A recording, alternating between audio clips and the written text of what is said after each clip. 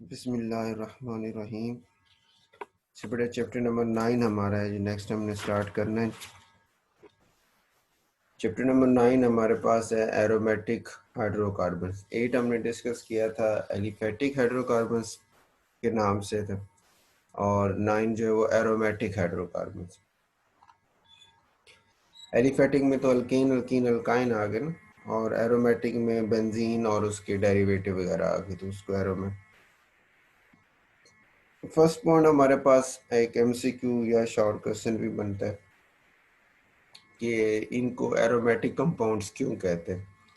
तो एरोमेटिक का word aroma से निकला है, जिसका मतलब फ्रेगनेंट है, क्योंकि ज़्यादातर कंपाउंड जो थे इस क्लास के वो की स्मेल थी, फ्रेगनेंस थी, वो ख़ास जो है ना उनकी ऑर्डर थी, खुशबू थी, जिसकी वजह से उनको एरोमेटिक का नाम दिया गया।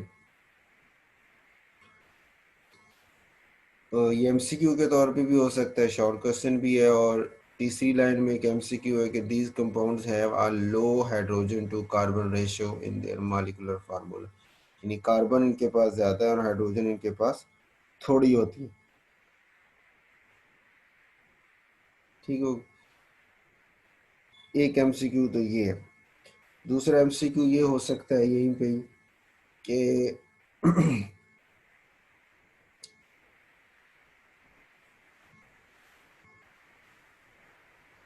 it was observed that almost all the aromatic compounds have a 6 carbon unit in their molecules like benzene।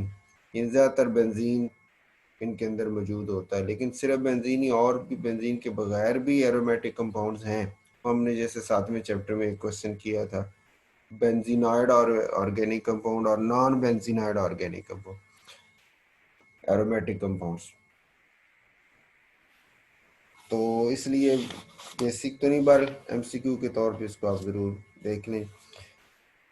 ये मुख्तलिफ एग्जाम्पल बेंजीन है, जैसे नेफ्थलीन है, टालोइन है, मिथाइल बेंजीन, और बाईफिनाइल है। दो बेंजीन आपस में जुड़े हुए। एक और एमसीक्यू ये है कि जो बेंजीन है, it has a regular planar hexagonal structure. ये जो बेंजीन है इसका प्लेनर है, एक ही प्लेन में, और हेक्सागोनल है, 6 कोनों वाला इसका स्ट्रक्चर होता है।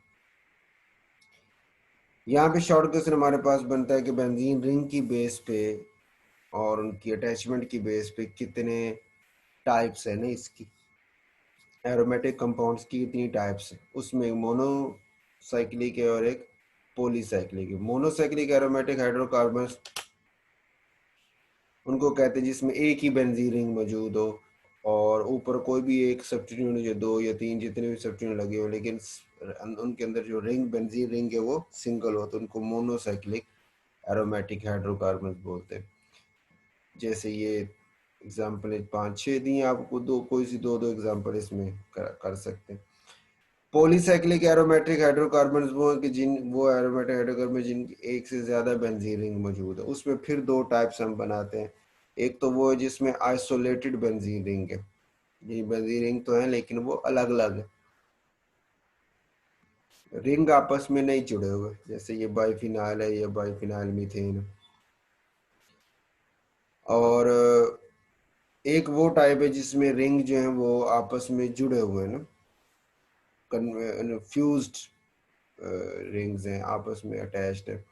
जिस तरह बेंजीन, ये नेफ्थलीन में 2 रिंग है, फिनेंथ्रीन में 3 रिंग है, इस तरह से, और एंथ्रासीन में 3 रिंग है, इस तरह से स्टेट में लगे हुए। ठीक होगा, तो ये एक आपका टाइप्स के हवाले से क्वेश्चन बन जाते हैं। यहाँ पे वैसे एक शॉर्ट क्वेश्चन भी बनाते हैं, जो फ्रेंथरीन और एंथ्रासीन है, ये आपस में एक दूसरे के आइसोमर्स है ना, स्ट्रक्चरल आइसोमर्स है, कि मॉलिक्यूलर फार्मूला तो सेम है, लेकिन इनके अंदर जो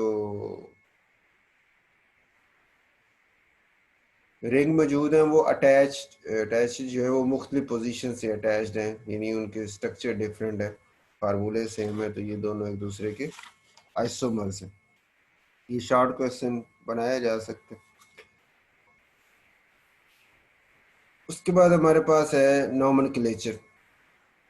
ये लॉन्ग क्वेश्चन भी बनते आपका, लेकिन इतना ख़ास इम्पोर्टेंट बात ये लॉन्ग नहीं है कि नोमेनक्लेचर जो एरोमेटिक हाइड्रोकार्बन्स के उनके नाम देने के जो तरीक़ेकार हैं उसको लिखे। और ये भी हमारे पास मोनोसाइक्लिक एक रिंग बेंजीन के एक रिंग वाले जो एरोमेटिक सिर्फ वो हमारे सिलेबस में यहाँ पे उनकी नोमेनक्लेचर। उसमें जो पहला तरीक़ेकार वो ये होता है कि आप जो है ना जो बेंजीन रिंग के ऊपर सब्स्टिट्यूएंट लगा हुआ है ना उस सब्स्टिट्यूएंट का नाम दे दें और एंड पे बेंजीन लगा दें। जैसे ये मिथाइल है और एंड पे बेंजीन लगा के मिथाइल बेंजीन, ये ग्रुप का नाम इथाइल है, नीचे benzene ethyl benzene, chloro benzene, nitro benzene. ठीक हो गए, एक तरीका ये। दूसरा तरीका, ये तरीके बता रहे इनमें से किसी तरीके से भी आप कंपाउंड को नाम दे देंगे वो ठीक है। ठीक है, एक तरीका तो ये हो गया। दूसरा तरीका ये है कि वो जो ग्रुप लगा है और बेंजीन इस पूरे का कोई जर्नल नाम है, स्पेशल नाम है, तो आप स्पेशल नाम यूज कर सकते हैं। जैसे ये मिथाइल बेंजीन टॉलुइन कहते हैं, हाइड्रोक्सी बेंजीन फिनोल को कहते हैं, अमाइनो बेंजीन एनिलीन को कहते हैं। ठीक होगा, जैसे अभी पीछे हमने पहले रूल में मिथाइल बेंजीन था, जर्नल नाम टॉलुइन है।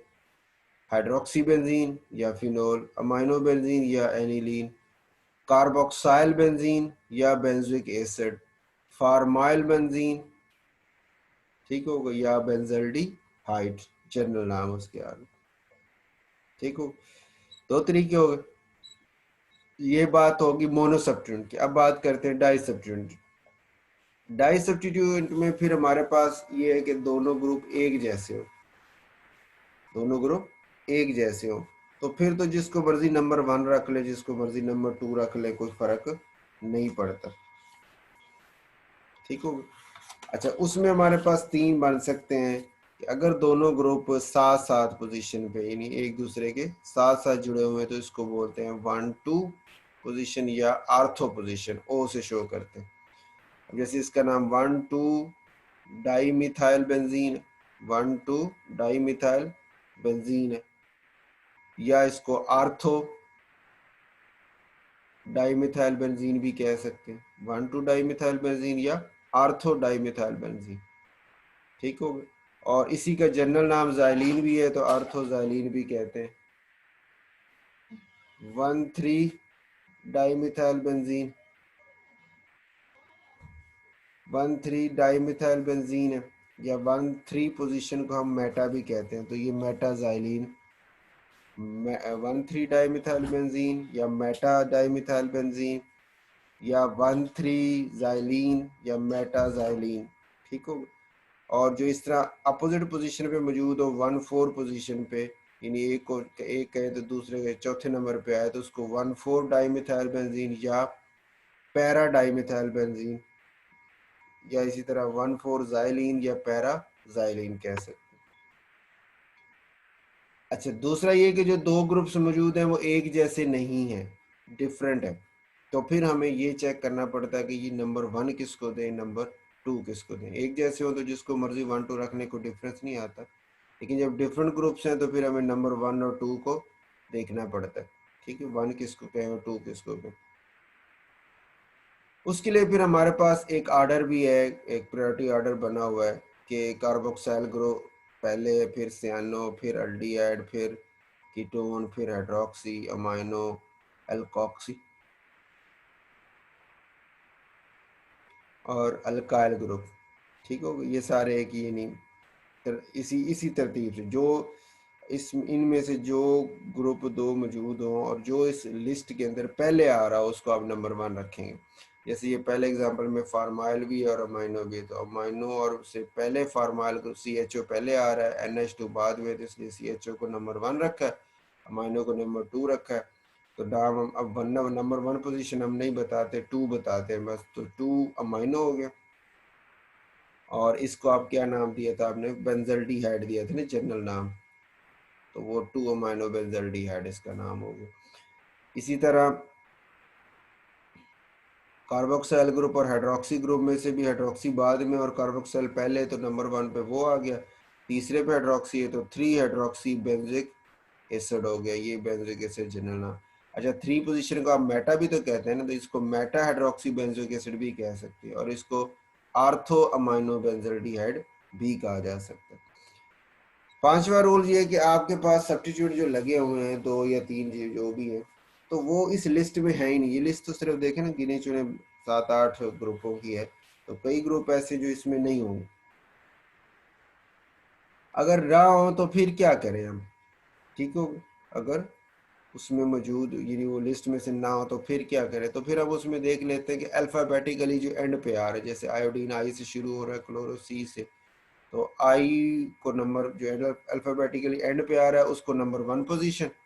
बाकी फिर दोनों एंड से हम देख लेते हैं कि हमने किस तरफ नंबरिंग करनी है। यानी आप देखें ना, इसको तो 1 रख लिया, तो फिर मैं इसी तरफ से आऊँगा ना, ताकि क्लोरो को सबसे जो सबसे उनको छोटे नंबर मिले।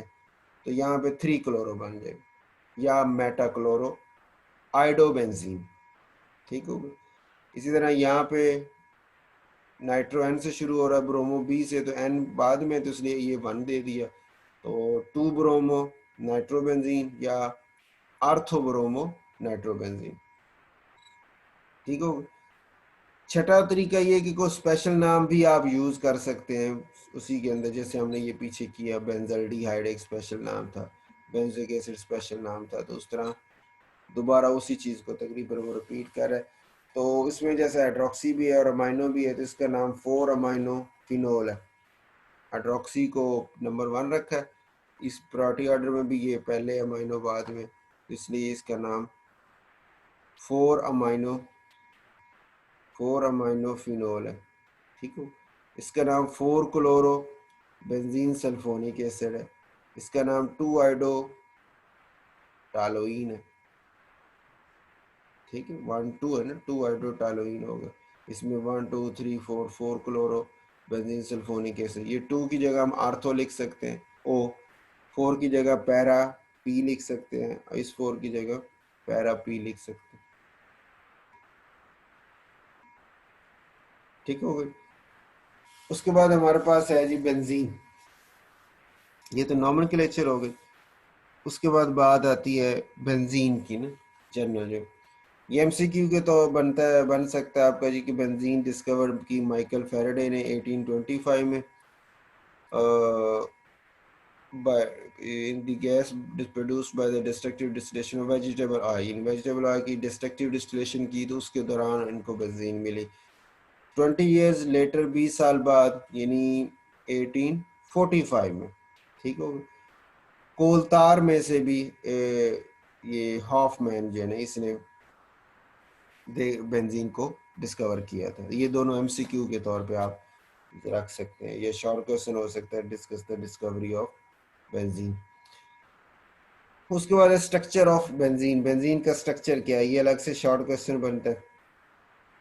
कि एक पॉइंट तो ये कि बेंजीन का जो एम्पेरिकल फार्मूला है ना, वो हमने एलिमेंटल एनालिसिस से निकाला। जैसे याद होगा फर्स्ट ईयर में शुरू में हमने कंबस्शन एनालिसिस की थी, और वहाँ से आपको पता चला था परसेंटेजेस से आपने हम एम्पेरिकल फार्मूला निकाल लेते, तो उसी तरह ये नहीं, बेंजीन का एम्पेरिकल फार्मूला निकाल लिया।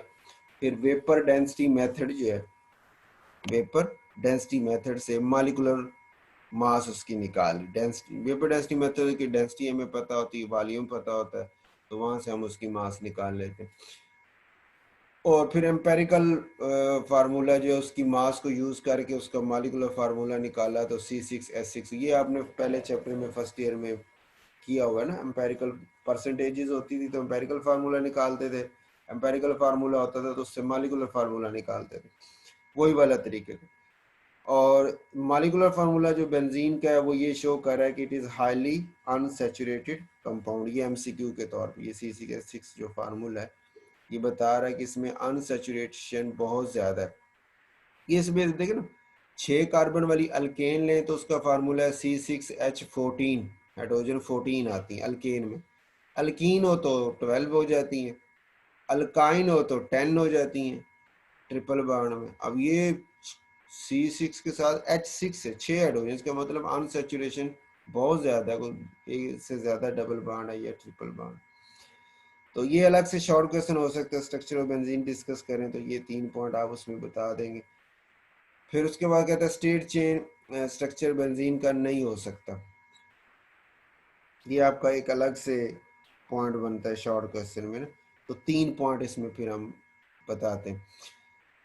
पहला तो ये कि जो फार्मूला C6H6 आपने दिया है, उस फार्मूला के मुताबिक ये वाला स्ट्रक्चर भी हो सकता है, ये भी स्टेट स्ट्रक्चर हो सकता है। ये ओपन चेन है, स्टेट ले चेन की शक्ल में।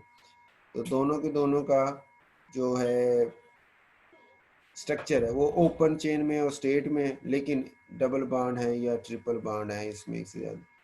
तो कहते हैं जो बेंजीन है इसका स्ट्रेट लाइन जो स्ट्रक्चर है वो नहीं हो सकता। उसकी वजह क्या है, ये अगर शॉर्ट क्वेश्चन हो के एक्सप्लेन कर दें उसकी वजह बता दें। फिर हम उसमें ये 3 पॉइंट्स हम बताते हैं। नंबर 1 पॉइंट ये है, पहला जो ए कंपाउंड वाला से स्टार्ट हो रहा है ना, इसके अंदर कि जो KMnO4 है के सोल्यूशन है, इससे बेंजीन रिएक्शन शो नहीं करता। लेकिन आपने पीछे 8वें चैप्टर में पढ़ा कि डबल बॉन्ड हो या ट्रिपल बॉन्ड हो, वो बेंजीन वो KMnO4 के साथ रिएक्शन शो कर लेते हैं। तो अब ये रिएक्शन शो ना करना ये बता रहा है कि बेंजीन का स्ट्रक्चर कुछ इस तरह के, उसमें इस तरह के प्योर डबल बॉन्ड या ट्रिपल बॉन्ड नाम की कोई चीज़ नहीं है। ठीक हो गई। दूसरे नंबर पे हमारे पास है कि मोनो सब्स्टिट्यूटेड प्रोडक्ट जो हमारे पास है, यानी 6 कार्बन है ना, उनके ऊपर आप कोई और सब्स्टिट्यूएंट लगाएं तो आप कितने आइसोमर बना सकते हैं? 3 है ना, पहले नंबर पे लगे तो एक, दूसरी कार्बन पे तो दूसरा, तीसरी कार्बन पे तो तीसरा, 3 आइसोमर। लेकिन जो बेंजीन है उसका एक ही आइसोमर होता है। मोनो सब्स्टिट्यूट उसका जो प्रोडक्ट है वो, उसकी जो 6 कार्बन है वो 6 की 6 एक जैसी, जहाँ मर्जी कोई सब्स्टिट्यूएंट लगे वो एक ही कंपाउंड बनता है। ठीक होगा। तीसरे नंबर पे हम कहते हैं कि जो बेंजीन का जो फार्मूला है वो ना तो अल्केन में फिट आता है, ना अल्कीन में फिट आता है, ना अल्काइन में फिट आता है। तो इस वजह से बेंजीन जो है इन तीनों से कोई डिफरेंट ही चीज़ है, जिसके जो है ना वो स्ट्रक्चर वगैरह में और प्रॉपर्टीज़ में। इस वजह से फिर ये सारी ये जो 3 हमने पॉइंट डिस्कस किए ये बताते हैं कि बेंजीन का स्ट्रेट लाइन जो स्ट्रक्चर है वो नहीं हो सकता। उसके बाद है जी केकूल स्ट्रक्चर क्या है? ये अलग से आपका कह लें कि लॉन्ग क्वेश्चन बन सकता है कि उनका स्ट्रक्चर क्या है और इस स्ट्रक्चर को जस्टिफाई करे कि जो कैकूल ने दिया वाकई वो ठीक स्ट्रक्चर दिया। तो ये कैकूल ने 1865 में एक साइक्लिक हेक्सागोनल स्ट्रक्चर जो है ना वो दिया था बेंजीन का। ये 6 मेंबर्ड रिंग है जिसमें 3 डबल बॉन्ड है और 3 सिंगल बॉन्ड है। इस तरह शो कर लें या इस तरह शो कर लें, CH के साथ शो कर लें। तो कहते हैं जो बेंजीन है, अब उसकी एक तो प्रॉपर्टी ये है कि बेंजीन का मोनो सब्स्टिट्यूट प्रोडक्ट देती है, यानी एक उसके ऊपर सब्स्टिट्यूट लगा हो तो वो जहाँ मर्जी लग जाए 6 कार्बनों में से एक ही प्रोडक्ट है। तो बेंजीन का दिया स्ट्रक्चर इस पे, ये कैकूल का दिया स्ट्रक्चर फिट आता है। इन उस स्ट्रक्चर पे अब एक सब्स्टिट्यूट लगाए तो 6 में से कहीं भी लगा ले, हमारे पास वो एक ही प्रोडक्ट बनता है। फिर हमने देखा कि जो बेंजीन है उसके जो डाई सब्स्टिट्यूट प्रोडक्ट है वो 3 होते हैं। यानी एक ग्रुप पहले से अगर लगा हो, जैसे एक्स लगा और वाई आके अटैच हो, तो या तो वो 1 2 पोजीशन आर्थो, 1 3 बेटा, 1 4 पैरा। तो कैकूल का स्ट्रक्चर इस चीज़ को भी जस्टिफाई करता है कि हाँ जी वाकई बेंजीन के 3 बनते हैं। तीसरे नंबर पे बेंजीन की अगर हम हाइड्रोजनेशन करें तो उसमें 3 मोल हाइड्रोजन के इस्तेमाल होते हैं, यानी वहाँ पे 3 डबल बॉन्ड है। और इस स्ट्रक्चर में भी ऐसे ही है, 3 डबल बॉन्ड है, 3 हाइड्रोजनेशन के मॉलिक्यूल लेके वो साइक्लोहेक्सेन में कन्वर्ट हो जाता है। फिर चौथा पॉइंट कि अगर क्लोरीनेशन करें सनलाइट में तो 3 मोल्स या 3 मॉलिक्यूल क्लोरी हाइड्रोजन के इस्तेमाल होते हैं, तो वो भी इसी तरह ही है, 3 डबल बॉन्ड वाले 3 इस्तेमाल, वो भी हम स्ट्रक्चर हमारे सामने। तो मतलब ये सारी जो चीज़ें हैं ये कंफर्म कर रही हैं कि वाकई जो बेंजीन है उसका साइक्लिक स्ट्रक्चर है और बेंजीन के अंदर 3 डबल बॉन्ड भी हैं।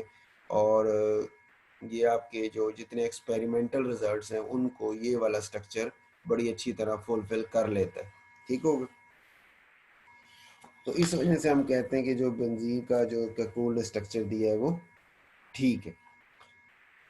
उसके बाद x-ray studies of benzene structure, benzene के स्ट्रक्चर की एक्सरे स्टडी जो है ना वो डिस्कस कर दें। ये अलग से शॉर्ट क्वेश्चन बनता है कि एक्सरेज की इसकी स्टडी क्या बनती है। अब यहाँ पे स्ट्रक्चर इसका बुक में थोड़ा क्लियर नहीं आ रहा, इसको दोबारा मैं नोट्स में से भी एक्सप्लेन कर लेते हैं। तो यहाँ पे वैसे हर जो एंगल, ये रिंग था ना 6 मेंबर वाला रिंग था, तो हर रिंग के दरमियान एंगल 120 डिग्री है, ये एक्सरेज ने भी बताया, और ये आपके केकूल के दिए स्ट्रक्चर को भी फिट कर रहा है, दे कंफर्म कर रहा है। फिर इसके अलावा हर जो 6 कार्बन बॉन्ड है सारे एक जैसे, उनकी बॉन्ड लेंथ ये 1.397 एंगस्ट्रॉम दी है, और कार्बन और हाइड्रोजन की जो बॉन्ड लेंथ है वो भी सबके सेम है, 1.92 एंगस्ट्रॉम वाल बन रही है। ठीक हो गया। उसके बाद नेक्स्ट रहता है जी ऑब्जेक्शन टू कैकूल स्ट्रक्चर, ये अलग से एक शॉर्ट क्वेश्चन भी बन जाता है। ये ऊपर वाला ना, ये एंगल और ये बॉन्ड लेंथ ये आपने एमसीक्यूज में याद रखनी है, 120 डिग्री, सी बॉन्ड लेंथ 1.397 है, और C H bond length 1.09 angstrom है। ठीक हो गया। तो ये आपने इसमें उसमें एमसीक्यू के हवाले से ये वैल्यूज ध्यान में रखनी है। अच्छा, केकूल के फार्मूले का जो स्ट्रक्चर आया उसके ऊपर ऑब्जेक्शन क्या थी? ऑब्जेक्शन जो है वो ये देते हैं कि केकूल फार्मूला बता रहा है कि इसके अंदर 3 डबल बॉन्ड है, इसका मतलब ये हाईली अनसैचुरेटेड कंपाउंड है, यही ना, ये 3 डबल बॉन्ड है, इसका मतलब ये हाईली अनसैचुरेटेड कंपाउंड है, तो इसको एडिशन रिएक्शन बड़े भाग के शो करने चाहिए, जिस हमने पीछे 8वें चैप्टर में पढ़ा कि जो डबल बॉन्ड ट्रिपल बॉन्ड वाली स्पीशीज है वो अनसैचुरेटेड होती हैं और वो शो करती हैं आपका जो एडिशन रिएक्शन। ठीक है, और जो अल्केन है जिनमें कार्बन कार्बन सिंगल बॉन्ड है वो सब्स्टिट्यूशन रिएक्शन शो करते हैं। तो कहता है फार्मूला तो ये बता रहा है, स्ट्रक्चर भी यही बता रहा है कि ये हाईली अनसैचुरेटेड है, लेकिन जब बेंजीन की रिएक्शन करवाते हैं तो सब्स्टिट्यूशन रिएक्शन वो बड़ी भाग के शो करती है, और एडिशन रिएक्शन वो इतनी आसानी से शो नहीं करती। तो ये चीज़ फिर अजीब सी है उसके स्ट्रक्चर के हवाले से, तो इस चीज़ को उस वक्त केकूल जो है वो एक्सप्लेन नहीं कर सका था। ठीक है, लेकिन बाद में थ्योरीज आई, उन्होंने आके इस चीज़ को एक्सप्लेन किया कि वाकई ऐसा ही है, और उसकी वजह है एक ख़ास वजह जिसकी वजह से वो शो नहीं कर पाते। ठीक हो गया।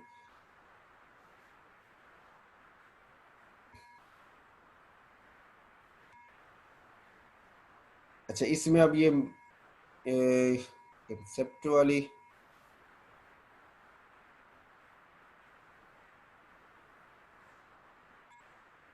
Next modern concepts about the structure of benzene, इसको बोलते हैं atomic orbital treatment of benzene, कि बेंजीन का एटॉमिक ऑर्बिटल ट्रीटमेंट जो है उसको सामने रख के हमने इसको एक्सप्लेन करना है।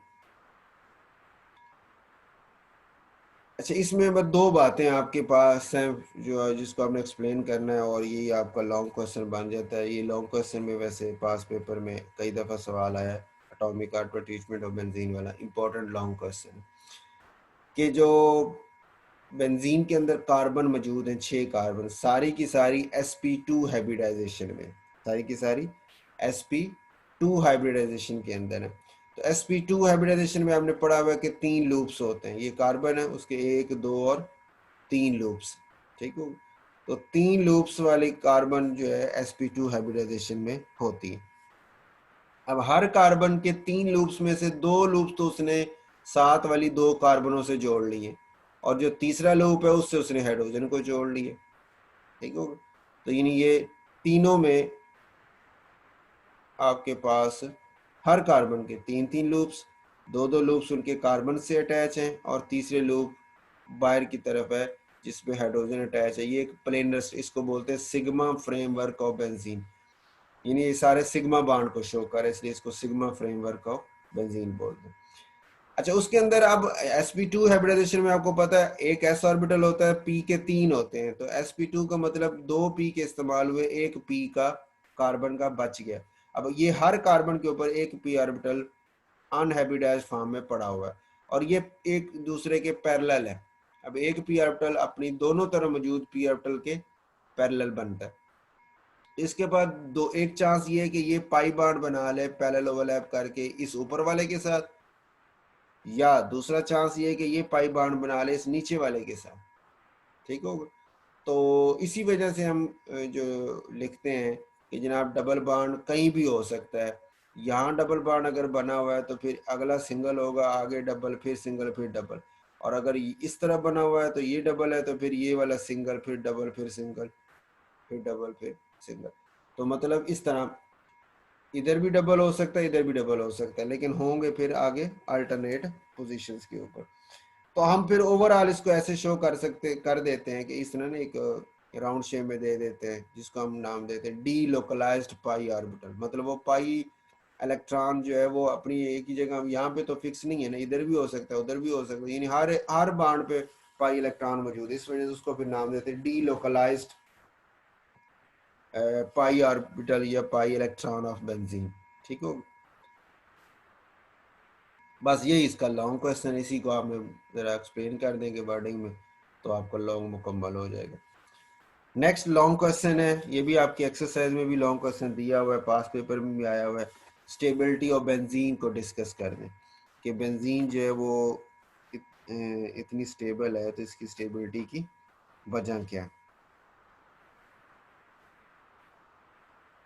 उसमें हम बताते हैं जी कि देखें, अगर एक डबल बॉन्ड हो, जिस तरह ये कंपाउंड है ना साइक्लोहेक्सीन, इसे साइक्लोहेक्सीन अल्कीन आ गया ना, एक डबल बॉन्ड साइक्लोहेक्सीन की हाइड्रोजनेशन करें प्लैटिनम की मौजूदगी में, तो साइक्लोहेक्सीन बनता है। अब एक डबल बॉन्ड जो है उसको ख़त्म करने के लिए जो एनर्जी चाहिए वो ये -119.5 किलो जॉल पर मोल, ये सॉरी एक्सोथर्मिक है, ये इतनी हीट निकलती है जब आप हाइड्रोजनेशन करते हैं, तो इतनी हीट हमें मिलती है। जब दो डबल बॉन्ड होंगे तो ज़ाहिर बात एनर्जी जो उससे डबल होनी चाहिए, 2 से मल्टीप्लाई तो 239 है, लेकिन 239 से भी हमें थोड़ी सी कम मिलती है। उसकी वजह ये है कि ये जो डबल सिंगल डबल इस तरह जो बॉन्ड होते हैं, इनको बोलते हैं कॉन्जुगेटेड डबल बॉन्ड। ये ऊपर जैसे वर्ड लिखे ना कॉन्जुगेटेड डबल बॉन्ड्स, तो कॉन्जुगेटेड डबल बॉन्ड थोड़े से स्टेबल होते हैं। स्टेबल होने का मतलब कम एनर्जी में पड़े हुए हैं, तो इसलिए फिर हमें भी वो जब हाइड्रोजनेशन करते हैं तो इतनी ज़्यादा एनर्जी नहीं देते, थोड़ी एनर्जी देते। अच्छा, जब बात आती है तीन डबल बॉन्ड वाले की, जैसे बेंजीन के अंदर तीन, क्योंकि यहाँ तीसरा डबल बॉन्ड लग जाएगा तो बेंजीन ही बन जाएगी। तो जैसे बेंजीन के अंदर हम तीन डबल बॉन्ड कह रहे हैं, तो तीन से मल्टीप्लाई करें तो 358.5 आनी चाहिए, लेकिन जो हमें मिलती है वो सिर्फ 208 है। कितना फ़र्क है? 150.5 का फ़र्क है, इतना ज़्यादा डिफरेंस आता है। ठीक हो गया। अब यहाँ पे हम कहते हैं कि इसका मतलब ये है कि जो बेंजीन है वो आम जो हम सोच रहे हैं ना सिंपल अल्कीन जिसे सोच रहे हैं, तीन डबल बॉन्ड वाली अल्कीन, उसकी निस्बत से बेंजीन बहुत ज़्यादा स्टेबल है, एनर्जी में बहुत ज़्यादा नीचे है, बहुत ज़्यादा स्टेबल है। इसी वजह से वो एनर्जी जो निकालती है वो थोड़ी निकालती है। इसी चीज़ को आप इस तरह ग्राफ की शक्ल में भी देख सकते हैं कि ये सपोज करें ये जो बॉटम लाइन है ना ये साइक्लोहेक्सेन की है। ठीक होगा, तो एक डबल बॉन्ड ने 119 की एनर्जी दी, दो ने 231 की दी। अच्छा, होनी कितनी चाहिए थी? 230, मतलब इसको थोड़ा सा ऊपर होना चाहिए था, लेकिन ये चूंकि इस कॉन्जुगेटेड डबल बॉन्ड की वजह से स्टेबल था, इसलिए एनर्जी में थोड़ा सा नीचे हो गया। अब ये तीन डबल बॉन्ड वाली जो आपकी साइक्लोट्राइन अगर नाम दे, तो उसकी एनर्जी है 358.5 है, इतनी होनी चाहिए। ठीक हो गया, लेकिन बेंजीन के अंदर जो डबल बॉन्ड है वो उस तरह नहीं है जिस तरह हम सिंपल अल्कीन में होते हैं, इसी वजह से तो वो ज़रा डिफरेंट नेचर के हैं, इसी वजह से बेंजीन ज़्यादा स्टेबल है। और वो यहाँ पे पड़ी, उसे होना यहाँ पे चाहिए था ऊपर, लेकिन वो यहाँ पे पड़ी है, सिर्फ 208 के फ़र्क पे पड़ी हुई है। तो बाकी ये जो 105 का फ़र्क है उसको हम फिर बोलते हैं रेजोनेंस एनर्जी, उसके लिए एक टर्म बोलते हैं, वर्ड बोलते हैं रेजोनेंस एनर्जी का। ठीक हो, अब रेजोनेंस क्या होती है ये आगे उसने एक्सप्लेन किया, ये उसी का लॉन्ग इसी पिछले का ही हिस्सा है, ये वाला रेजोनेंस मेथड भी शामिल है, तो ये मिला के पूरा लॉन्ग बनता है। तो रेजोनेंस मेथड में वो कह रहा है कि ये हमारे पास रेजोनेंस क्या होती है, the possibility of different pairing scheme of valence electrons of atoms is called resonance and different structures thus arranged are called resonance structure. जैसे देखो ना बेंजीन में था एक ये स्ट्रक्चर है कि आपने यहाँ डबल बॉन्ड जहाँ बनाया, इस बी स्ट्रक्चर में आपने वहाँ सिंगल बना दी, और जहाँ सिंगल थे वहाँ डबल बना दी, तो ये उससे डिफरेंट स्ट्रक्चर हो गया ना, पेयरिंग स्कीम आपने बदल दी, इलेक्ट्रॉन को और तरफ आपने जोड़ दिया, बॉन्ड बना दिए। ठीक हो गया, तो इसको एटम्स की ये याद रखना, रेजोनेंस में एटम्स की पोजीशन चेंज नहीं होती, एटम अपनी जगह फिक्स रहते हैं, सिर्फ पेयरिंग स्कीम चेंज होती है, इलेक्ट्रॉन डेंसिटी, बॉन्ड बन जाते हैं या बॉन्ड टूट जाते हैं, ये होता है रेजोनेंस के अंदर, एटम की पोजीशन चेंज नहीं होती। तो पहले ये दो रेजोनेटिंग स्ट्रक्चर, इनको कूल स्ट्रक्चर भी देते हैं, कहते हैं, ये शॉर्ट क्वेश्चन में भी आता है अलग से। ठीक होगा, कि रेजोनेंस को डिफाइन करें और कैकूल के जो डिफरेंट रेजोनेटिक स्ट्रक्चर बेंजीन के बता दें या कैकूल के स्ट्रक्चर लिख दें। और ये जो 3 स्ट्रक्चर हैं ये इनको दीवार स्ट्रक्चर्स बोलते हैं। दीवार साइंटिस्ट का नाम है जिसने ये प्रपोज किए थे। इसको याद आप ऐसे रख सकते हैं कि 1 और 4 वाला लंबा बांड है, फिर 2 5 वाला को जोड़ दिया, फिर 3 और 6 को जोड़ दिया, 1 4 को जोड़ दिया, 2 5 को जोड़ दिया, 3 6 को जोड़ दिया। ठीक हो गया, ये बांड लेंथ में आ। फिर ये जो डबल बांड है, ये 2 डबल बांड उसी के पैरेलल जा रहे हैं, यानी 1 4 जुड़ा हुआ है तो ये उसके पैरेलल में डबल बांड 2 आ गए, 2 5 है तो उसके पैरेलल में 2 डबल बांड है, 3 6 है तो उसके पैरेलल में 2 डबल बांड आ जाते हैं। ठीक हो, तो ये शॉर्ट क्वेश्चन बनता है कि रेजोनेटिक स्ट्रक्चर बेंजीन के बता दें, तो ये पांचों के पांचों आप ड्रा कर देंगे अलग से, रेजोनेंस को डिफाइन करें और रेजोनेटिक स्ट्रक्चर बना दें, ये भी आपका क्वेश्चन हो सकता है। उसके बाद हमारे पास है, बस यहाँ तक, ये आपका लॉन्ग क्वेश्चन मुकम्मल हो गया।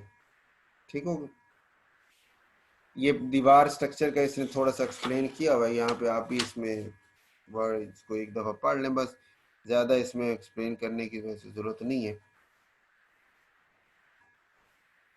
तो बहरहाल हम इसमें सिर्फ इतना बताते हैं कि ये जो ए और बी स्ट्रक्चर है ना, ये कैकूल के जो दिए हुए ज़्यादातर जो बेंजीन के रिएक्शन है वो इन्हीं 2 स्ट्रक्चरों से हमारे कम्प्लीटली जो है ना वो बता दिए जाते हैं ज़्यादातर। तो इस वजह से हम इनको कहते हैं कि ये मोर कंट्रीब्यूटिंग स्ट्रक्चर है, यानी बेंजीन की प्रॉपर्टीज़ बताने में ये ज़्यादा कंट्रीब्यूटिंग स्ट्रक्चर है। लेकिन जो दीवार वालों का स्ट्रक्चर है, ये एक बांड की लेंथ जो बहुत ज़्यादा दी हुई है, तो इस वजह से ये थोड़ा सा बेंजीन की प्रॉपर्टीज़ को कई को एक्सप्लेन नहीं कर पाता। ठीक होगा, तो एनर्जेटिकली वो फेवरेबल भी नहीं होता, तो इस वजह से फिर हम जो है ना इसको ये वाले स्ट्रक्चर्स को निगलेक्ट कर देते हैं कि यार ये नहीं, या इसको वर्ड बोलते हैं कि ये लेस कंट्रीब्यूटिंग है, यानी बेंजीन के जो डिफरेंट रिएक्शंस हैं, डिफरेंट प्रॉपर्टीज हैं, उसको एक्सप्लेन करने में इनका इतना ज़्यादा रोल नहीं है। ठीक हो, और इसी के अंदर आप लास्ट में, ये वैसे उसका हिस्सा तो नहीं बनता है, एमसीक्यूज वैसे अलग से बनता है ये चीज़ ना। एक तो ये आपका है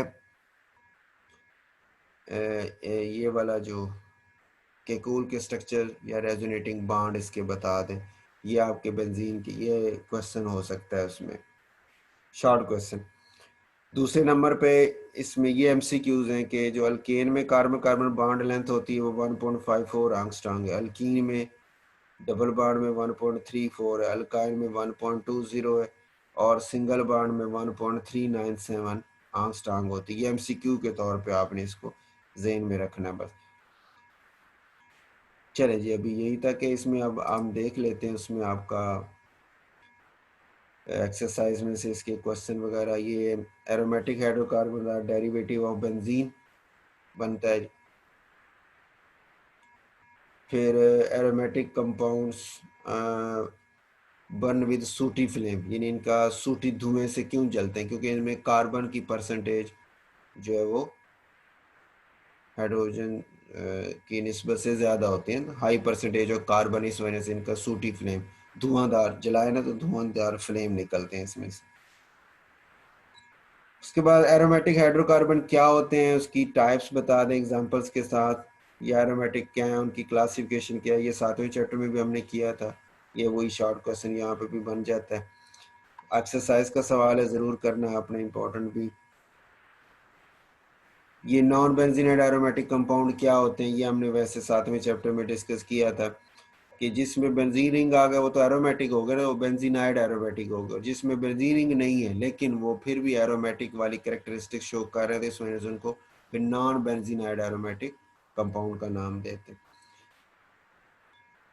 उसके बाद आपके ये स्ट्रक्चर्स ऑफ फॉलोइंग कंपाउंड्स लिख दें, ये एक्सरसाइज का सवाल है। ये स्ट्रक्चर्स आपने आपके शॉर्ट क्वेश्चन बेंजीन रिंग के हवाले से शॉर्ट क्वेश्चन आ जाता है, स्ट्रक्चर्स के हवाले से ना, पास पेपर में आया हुआ।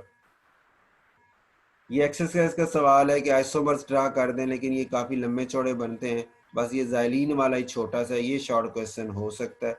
बाकी जो ट्राई मिथाइल वाले और बेंजीन वाले उसके भी 3 बनते हैं।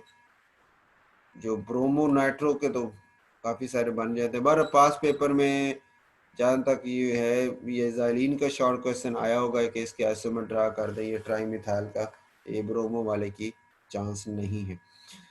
इन कंपाउंड के नाम लिख दें, यानी ये स्ट्रक्चर लिखे, स्ट्रक्चर से हमने नाम बनाने। तो ये उसके आपके एक्सरसाइज का सवाल है, इसको आप ज़रूर करें प्रैक्टिस के हवाले से। इसके अल्केन में मैंने आपको बताया था उसकी नॉमेनक्लेचर इतनी ज़्यादा पास पेपर में नहीं आती, लेकिन जो बेंजीन है इसमें आ जाते हैं सवाल ना नॉमेनक्लेचर के। इसमें एक लॉन्ग क्वेश्चन आपका ये बना हुआ है कि बेंजीन के जो नाम देने के एक नॉमेनक्लेचर है, नाम देने के तरीके कार, वो उनके ये 5-6 जो है वो आप बता दें। दूसरा बेंजीन के सिंपल बेंजीन में हमारे पास एमसीक्यू है कि the benzene molecule contains, benzene के मालिक्यूल में क्या मौजूद है जी, 3 डबल बॉन्ड मौजूद है या डी लोकलाइज्ड पाई इलेक्ट्रॉन ज़्यादा है, कि वो 3 डबल बॉन्ड अपनी जगह फिक्स तो नहीं है ना, डी लोकलाइज होते हैं, तो डी लोकलाइज्ड पाई इलेक्ट्रॉन मौजूद होते हैं इसमें। उसके बाद हमारे पास है जी डिफरेंट, बल्कि मैं यहाँ पे एक्सरसाइज के क्वेश्चन, शॉर्ट क्वेश्चन तो काफ़ी बने हुए, जो इम्पोर्टेंट है उनके आगे इम्पोर्टेंट भी लिखा हुआ है, आप वो ज़रूर करें पास पेपर के हवाले से।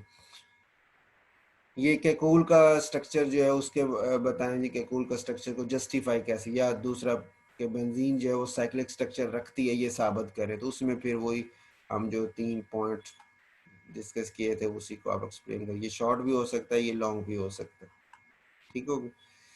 इसके बाद एक्सरे ने बेंजीन के बारे में क्या इन्फॉर्मेशन दी है, ये शॉर्ट क्वेश्चन हो गया, ये पास पेपर में भी सवाल आया हुआ है। बेंजीन जो है वो साइक्लोहेक्साट्राइन नहीं है, ठीक है, यानी ये इसे अगर बेंजीन तो हम ये है ना कि ये तीनों डबल बॉन्ड अपनी जगह फिक्स नहीं है, लेकिन अगर हम फिक्स समझें तो फिर वो अल्कीन है, तो अल्कीन हो तो फिर उसका नाम होगा 1 फिर 3 फिर 5, 1 3 5 साइक्लोहेक्साट्राइन, 3 डबल बॉन्ड वाला।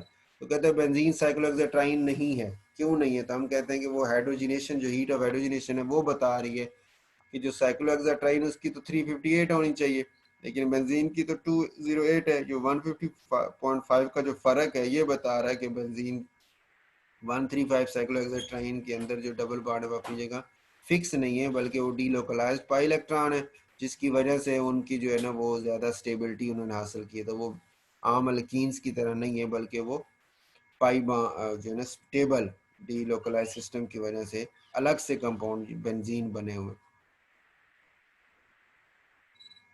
उसके बाद हमारे पास ये एक शॉर्ट क्वेश्चन आपका ये बनता है, ये भी आपके एक्सरसाइज इंपॉर्टेंट सवाल है कि रेजोनेंस क्या होती है और बेंजीन के रेजोनेटिक स्ट्रक्चर ड्रा कर दें। उसके बाद हमारे पास आता है शॉर्ट क्वेश्चन है यहाँ पे, ये लॉन्ग क्वेश्चन है कि बेंजीन का स्ट्रेट लाइन स्ट्रक्चर और साइक्लिक स्ट्रक्चर को जस्टिफाई करें। तो वही जो भी हमने ऊपर शॉर्ट क्वेश्चन में डिस्कस किया ना, बेंजीन का स्ट्रक्चर और फिर कैकूल के साइक्लिक स्ट्रक्चर, फिर एक्सरे स्टडी, तो ये मिला आगे पूरा लॉन्ग क्वेश्चन बन जाता है, ये एक्सरसाइज का सवाल।